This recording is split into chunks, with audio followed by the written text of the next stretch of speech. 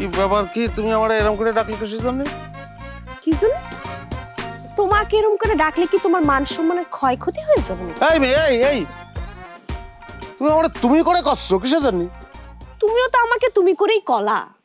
ওরে বাপ রে বাপ, ধাইনি মরিস তো আমার মান সম্মান নিয়ে আসলেই কুতকুত খেলতেছে।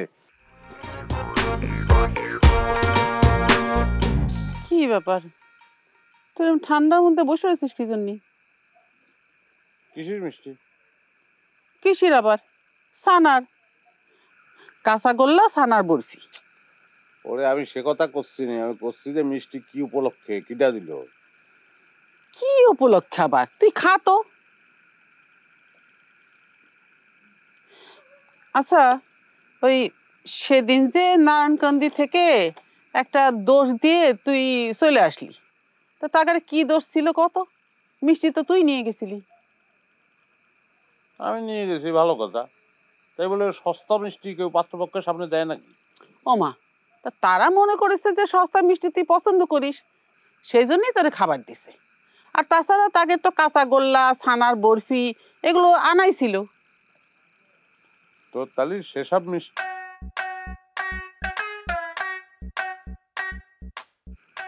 মানে কি? এই এই মিষ্টি কি ওই বাড়ির মিষ্টি নাকি? জানি না। জানি না মানে? ও বাড়ির মিষ্টি আমাদের বাড়িতে আসলো কিরাম করে? আমার তুমি কিন্তু পলিটিক্স করতেছো। হয়, আমি পলিটিক্স করতেছি। পলিটিক্স করে না হয় মিষ্টি খাওয়াচ্ছি, বিষ তো আর খাওয়াচ্ছি না।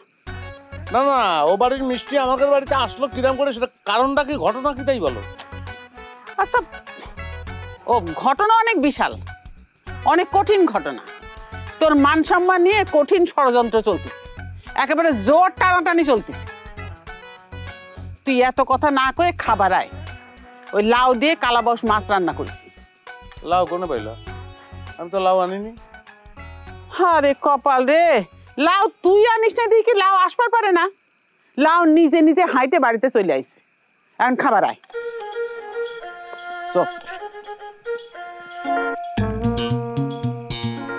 লাউ হাইটে বাড়ি চলে আইছে।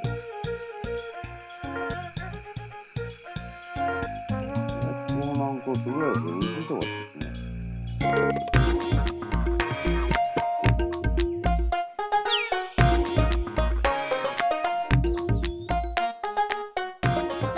এই যে মান সম্মান,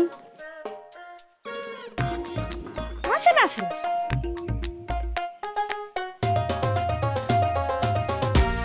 কি ব্যাপার কি তুমি আমার এরকম করে ডাকলে কিসের জন্য? কি জন্য?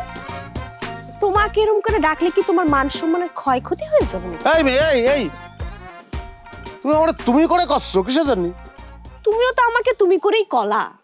ওরে বাপ রে বাপ, ধাইনি মরিস তো আমার মান সম্মান নিয়ে আসলেই কুতকুত খেলতেছে। এই যে আপনি আমারে মারবার জন্য আপনার এই মাস্টার আমার এলাকা পাঠিয়েছেন কি জন্য? মাস্টার মানে কি করছো? ওই যে রকি পলক, ওগুলো তো আপনার পোষা মাস্টার। এই ভদ্রভাবে কথা বলবেন, ওরা ভদ্র ছেলে, আমার ছোট ভাই।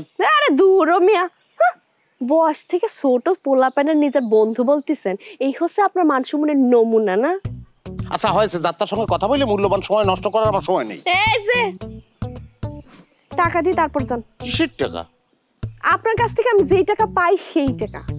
পাই মানে?